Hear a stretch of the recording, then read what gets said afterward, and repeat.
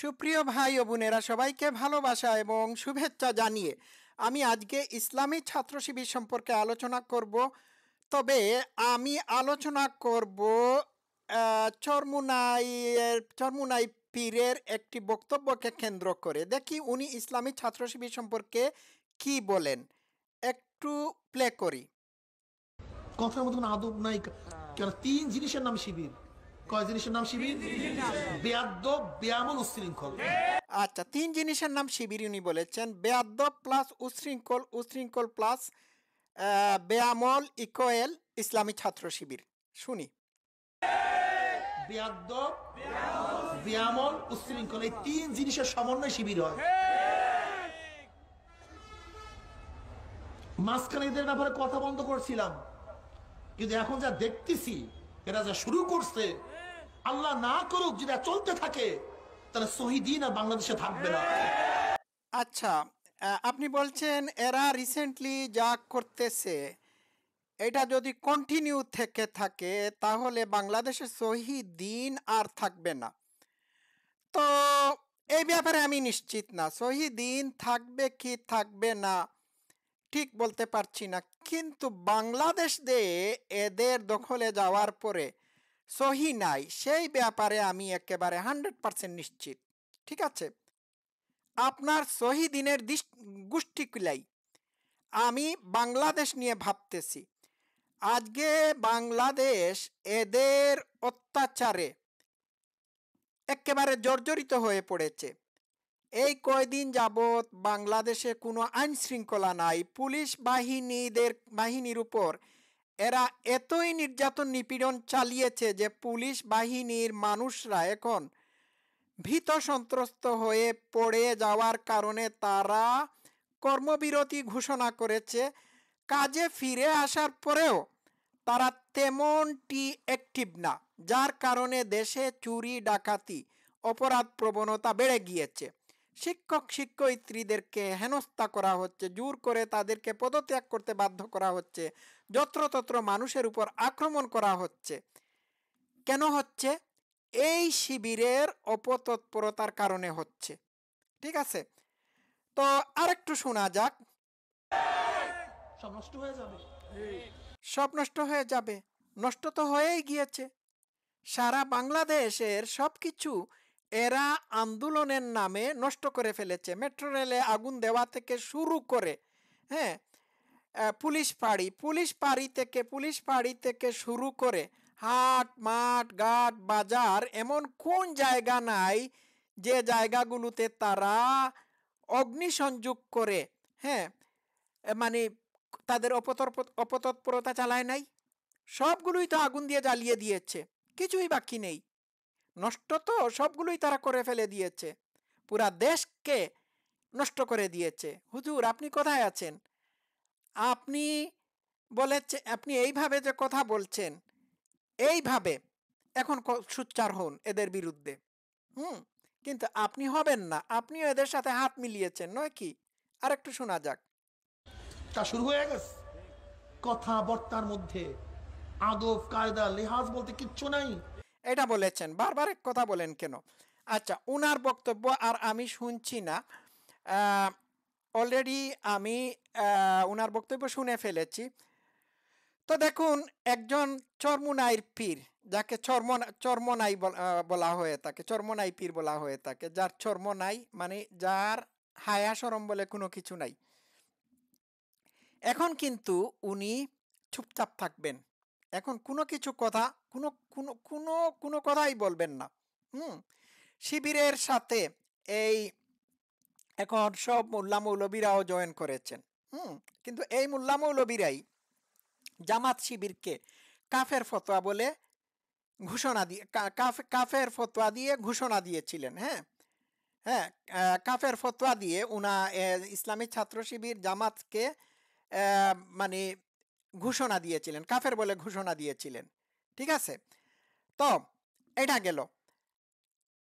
এই ওনারাই ইউনূসকে, হ্যাঁ, সুৎকুর বলে মানে আউটকাস্ট করে দিয়েছিলেন। যে ওনারাই এখন ইউনূসের সাথে হাত মিলিয়েছেন। ঠিক আছে, তো এই মোল্লা মৌলবীদের কোনো চরিত্র নাই। এই যে চরমনাইর পীর বললেন যে শিবির হচ্ছে বেআমল, উশৃঙ্খল, বিশৃঙ্খল। আপনারা কি কম? আপনারা তো এখন এই উশৃঙ্খল, বিশৃঙ্খল, বেআমলদের সাথে হাত মিলিয়েছেন, নয় কি? হাত মিলিয়েছেন তো। আচ্ছা, তো ওনার বক্তব্য নিয়ে আমি আর কথা বাড়াবো না। আমি ওনার বক্তব্যের উপর ভিত্তি করে আমি মূল পয়েন্টে আছি। উনি ইসলামী ছাত্র শিবিরকে উশৃঙ্খল উনার ভাষায় বলেছেন। এর মানে হচ্ছে ইসলামী ছাত্র শিবিরের এরা হচ্ছে সন্ত্রাসী, এরা সন্ত্রাসবাদের কর্মতৎপরতায় জড়িত। এটি আমার কথা না, আমি এইখান থেকে দেখাচ্ছি, একটু হাইলাইট করি। এই দেখুন, global terrorism and insurgency attack index 2013 শীর্ষক 2013 সাল শীর্ষক ওই বার্ষিক প্রতিবেদনে যুক্তরাষ্ট্রের IHS Jane's Terrorism and Insurgency Centre 2013 সালের সবচেয়ে সক্রিয় সন্ত্রাসবাদী সংগঠনের তালিকায় 3 নম্বরে রেখেছে শিবিরকে। IHS ইনকর্পোরেশন তাদের পূর্ণাঙ্গ প্রতিবেদন এখনও অনলাইনে প্রকাশ করেনি, শুধু একটি সংবাদ বিজ্ঞপ্তি দিয়েছে। এটি আমি কালের কণ্ঠ থেকে নিয়েছি। তো এটি এই দেখুন, কালের কণ্ঠ 13 সেপ্টেম্বর 2024 সালের, ঠিক আছে। তো ইসলামী ছাত্র শিবির যে আন্তর্জাতিকভাবে স্বীকৃত একটি সন্ত্রাসী সংগঠন, এতে কোনো সন্দেহ নাই। এরা বাংলাদেশে সর্বত্র সন্ত্রাসী কার্যক্রম চালিয়ে আসছে। ইতিপূর্বে এরা বাংলাদেশের সব জায়গায় সন্ত্রাসী কর্মকাণ্ড চালিয়ে এসেছে। রিসেন্টলি 2024-এ এরা সারা বাংলাদেশের বিভিন্ন জায়গায় সন্ত্রাসী কার্যক্রম চালিয়ে এসে ভয় ভীতি সন্ত্রাসের মাধ্যমে একটা বৈধ সরকারের পতন ঘটিয়েছে, ঠিক আছে।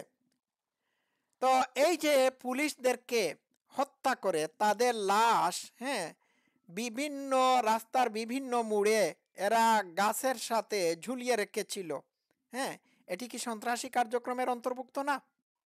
অবশ্যই। তো এক সময় এদেরকে রক্ষাটা বাহিনী বলা হতো।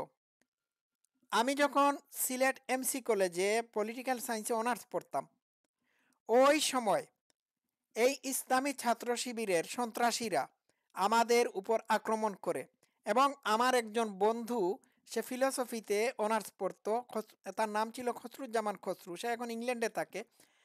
শিবিরের সন্ত্রাসীরা আক্রমণ করে তার অঙ্গুলি কেটে দেয়, হাতের অঙ্গুলি কেটে দেয়।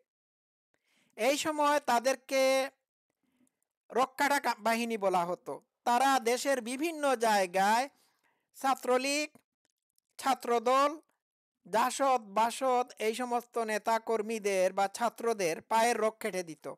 আমি যখন চিটাগাং ইউনিভার্সিটিতে পড়তাম, তখন এরা চিটাগাং ইউনিভার্সিটিকে দখল এনে একদিন তারা চিটাগাং ইউনিভার্সিটির বা চট্টগ্রাম বিশ্ববিদ্যালয়ের গেট বন্ধ করে দিয়ে এইখানে চিটাগাং ইউনিভার্সিটির বা চট্টগ্রাম বিশ্ববিদ্যালয়ের সকল শিক্ষক-শিক্ষয়িত্রীদেরকে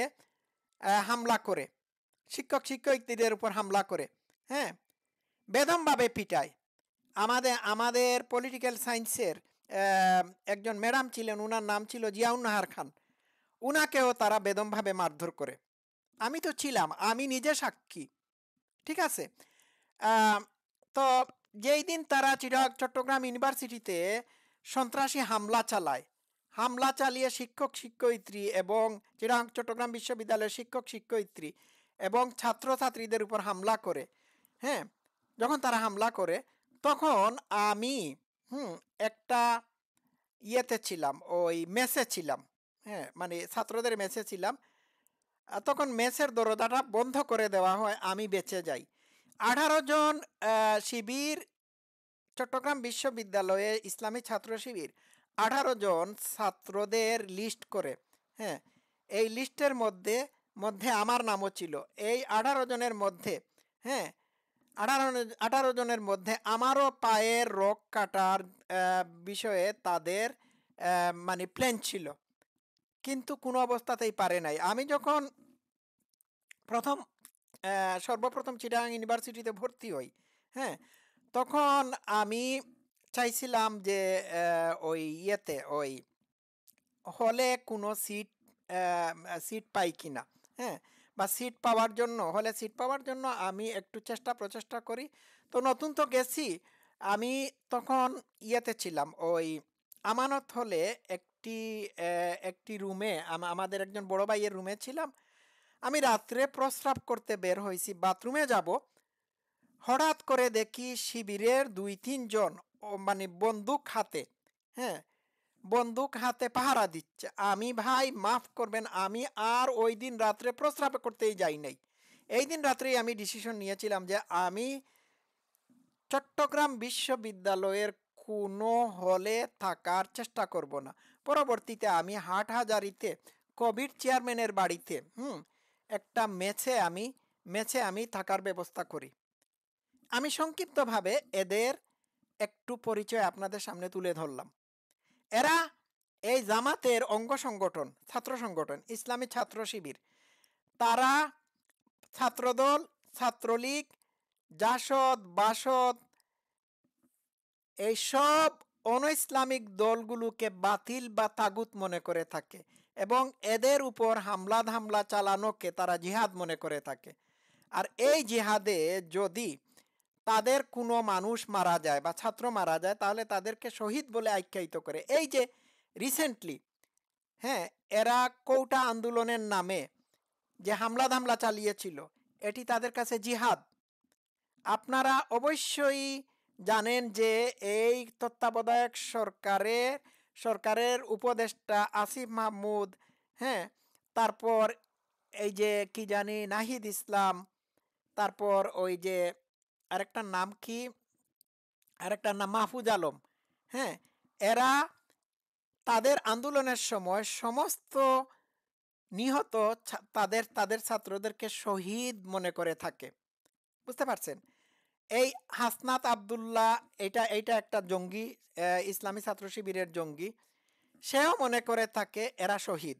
এই ইসলামী ছাত্র শিবিরের একটা ছাত্র এই আন্দোলনে মারা গিয়েছিল, তার জানা যায় আসিফ মাহমুদ ছিল, হ্যাঁ, আসিফ মাহমুদ ছিল, হাসনাত আবদুল্লাহ ছিল।